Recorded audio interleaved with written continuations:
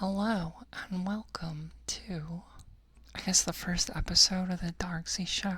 Gonna be like a news series where I cover news. And by news I mean like fun, positive news, not like politics and stupid shit like that. So today we're gonna be talking about a game that I just found, PokeFields. It's brand spanking new.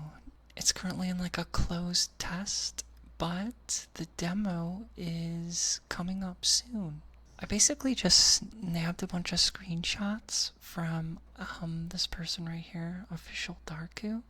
There's not like that many channels to draw stuff from, so yeah, I'm excited because to me it's Poke MMO, but like done better in my opinion. We'll get into that. So like any other game like this, it is going to require you to have the ROMs and like provide your own ROMs. But yeah, so this is what the customize your character panel looks like. And you start in Pallet Town. You talk to your mom and she gives you 500 Poke Yen, which is the currency, 30 Pokeballs, a rusty pickaxe, and a rusty axe. And that is because, so basically there's skills and crafting in this. You'll see, it's still like a very genuine Pokemon experience, I would say. I thought my slides would naturally be in order. They're not in order. So it is going to release July 18th, which is very, very soon. It's not even 2 weeks away. That's when you'll be able to play the game. But you can make an account right now, and I would really suggest making an account because you can lock in your username.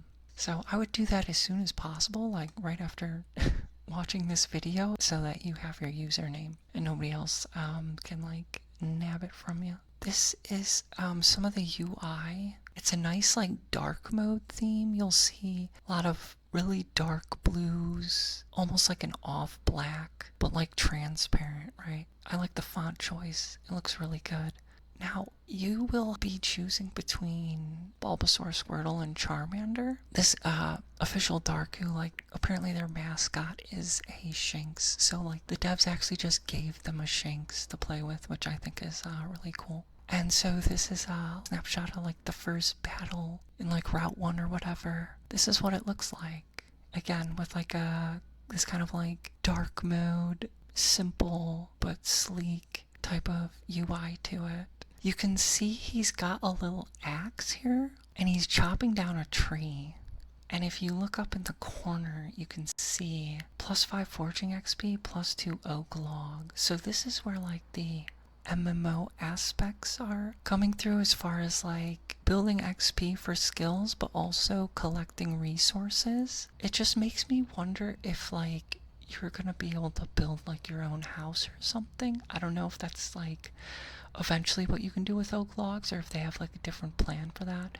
Maybe logs are just going to be used to craft like rods. Like maybe you could craft old rod. This is just speculation. I haven't seen anyone using the things that you collect, like logs. And so you saw like the nice forest background. This is like the cave background. They're good. They're not like stunning or insane, but they do the job and they look nice. So this is the market. You can see they're on the sell tab.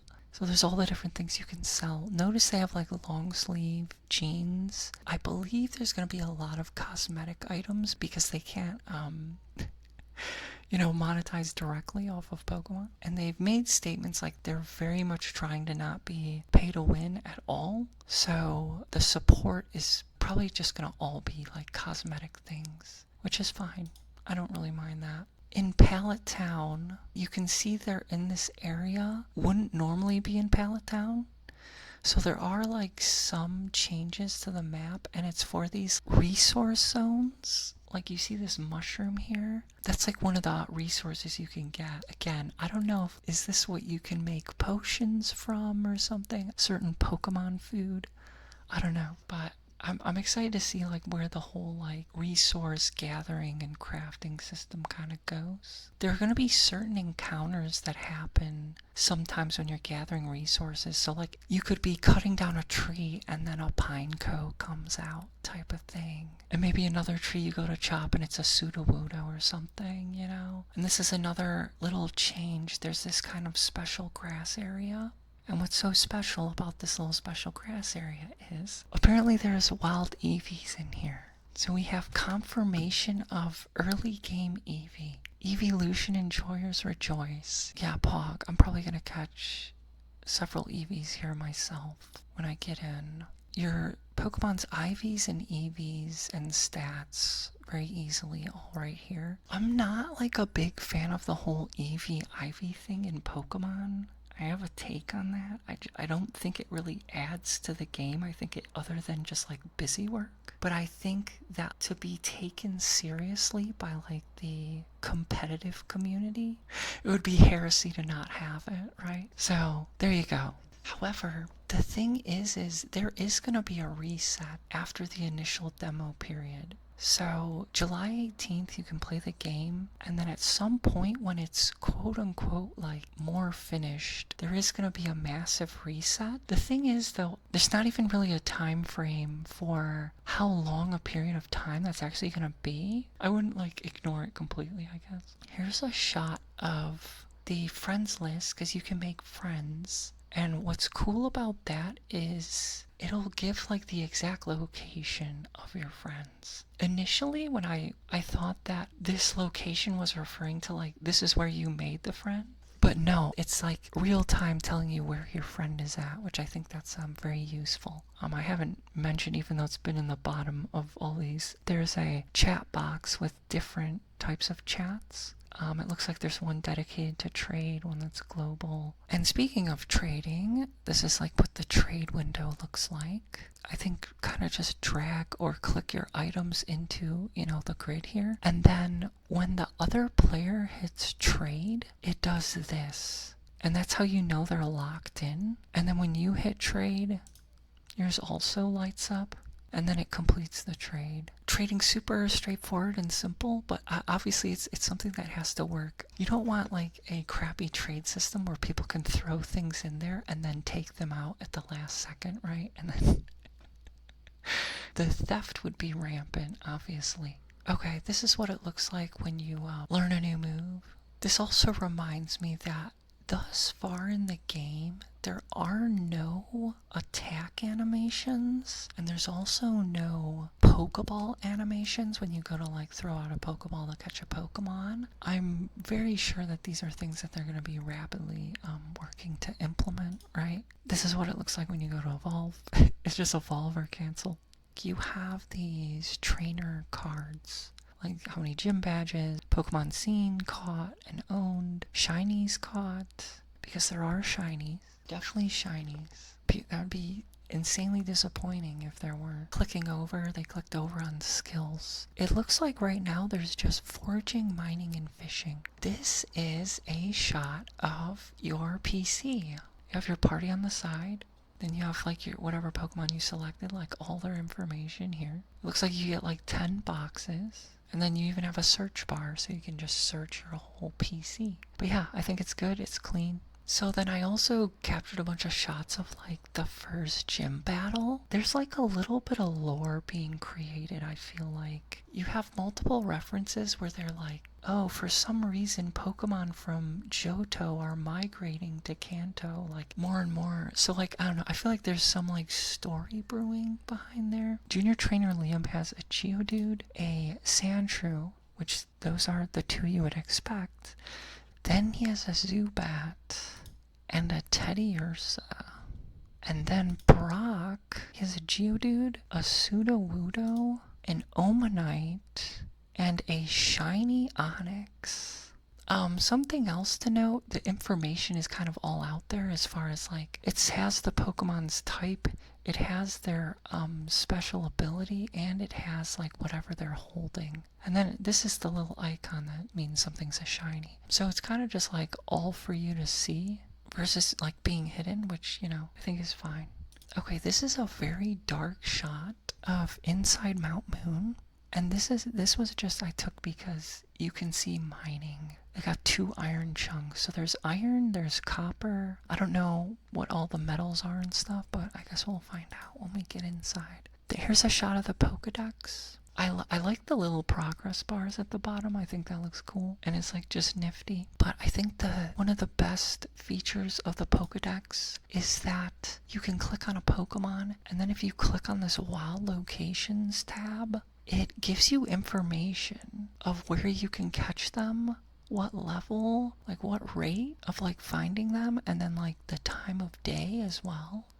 So like all that is just like in the Pokedex. It's not like some type of external wiki or something. But the fact that that's all in there is very convenient.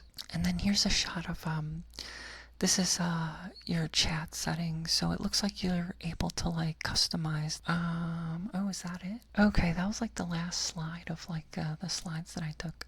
So now Discord, because they have a little channel here called Sneak Peeks, and I feel like it had just a little more extra interesting information here. Here's the dev. This is like the lead guy, the head honcho here. Okay, and he shared like a little clip of their editor. This is the editor they use to make levels. So they have like a custom editor, and it's cool because it makes me wonder if this is eventually something they could like open up to the community. Okay, here's another like rant incoming. I just feel like Pokemon always could have worked with people who were like really talented artists and developers who would make like fan games and like officially back them, and then have them on a website where they themselves took a cut. And it's like you would just have infinite like Pokemon versions till the end of time. To me, it's like a missed opportunity. But for something like this that's a fan game, it makes me wonder if they could open this up to people and have like map contests and stuff, and then if stuff was really good, they could add it as like maybe islands to the world. Like maybe the mainlands are stuff that like the main devs work on, but you could have all these islands that are like cool areas that like fans have created. I think that would be awesome. Random idea. I don't want to go off too much on that. I'm trying to see if there was anything else in here that was really interesting. This screen here that shows the moves and the base stats and the evolution tree. I think that's really cool.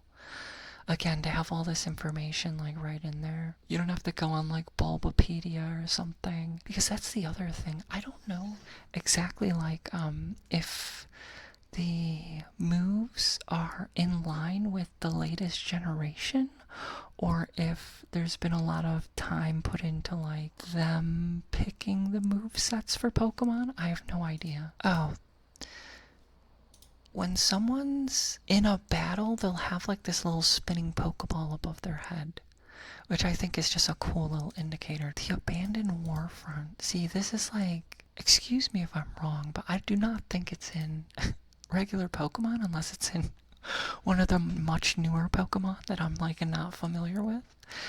But yeah, I definitely think that like the devs are gonna have like their own like cool areas that they create on their own. Here's another cool thing is quests. Here's the job board, cool like Persian statue, which I really like. And then you can see stuff, you know, like Rubble Trouble, Geodude keep collapsing the mine shafts in Mount Moon, knock a few out of the walls.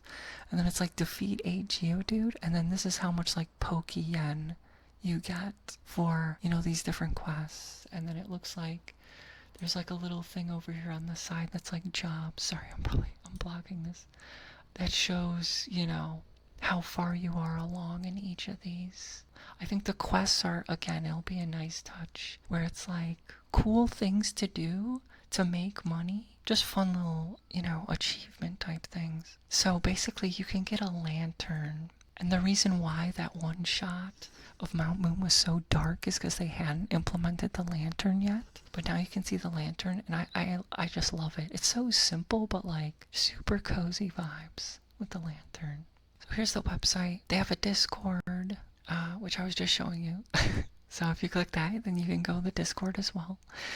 And then create accounts. I'm gonna have to blur shit out, but your account has basically nothing. Like, this is it. But it has your username. And that's why I suggest, like, making an account so you have one all ready to go and, like, get your username. Will PokeFields be pay to win? Never. PokeFields will never sell power or unfair advantages.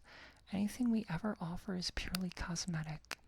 Your progress is earned in the world, not bought. So if you find that, like, extremely reassuring, there you go. I do, because the one thing with Poke MMO, and this didn't necessarily even have to do with paying real money. It's just that the in-game money, I just recall getting to, like, Viridian City, and then I could access the Pokemart, and I could buy, like, level 40 Pokemon for, like, not even that much money. That was just something that kind of ruined it for me. I really wanted to just be an experience where, like, you can't cheese your way through the game with bullshit like that. I'm sure the community is going to be holding them to it, that point right there.